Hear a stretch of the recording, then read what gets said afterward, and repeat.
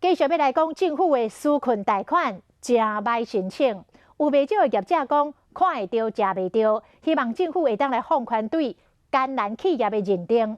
财政部长苏建荣来承诺，会尽量来简化掉申请的流程，也毋过应该维持的标准也是会来维持。 行政院为了纾困，将特别预算加到2100亿，不过第一阶段600亿，执行率才9%，引起在野党的批评。以缓济急是说，这些资金也可以用。那我们原则上是先用600亿跟1500亿的金额。对的，你的骗下外供，假设你执行力不足，就授权给依照条例第17条规定，授权给县市政府去执行嘛。 纾困贷款开办到即马，一直有业者伫反映讲想要贷嘛贷袂到，申贷过程真费气，甚至乎银行行员刁难。财政部长苏建荣讲会改进。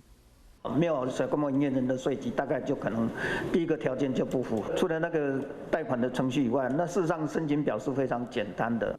在行政院要求讲，爱互企业会使得到纾困的风险之下，甚至听讲有公共银行找无欠钱的中小企业咧冲业绩，银行之间煞出现恶性的竞争，不过民营的银行政策性的贷款的比例却是一直拢真低。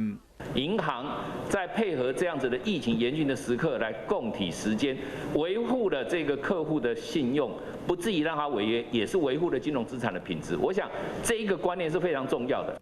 朝野为了纾困的修正，安怎做对人民才是上好的，这是心在重点。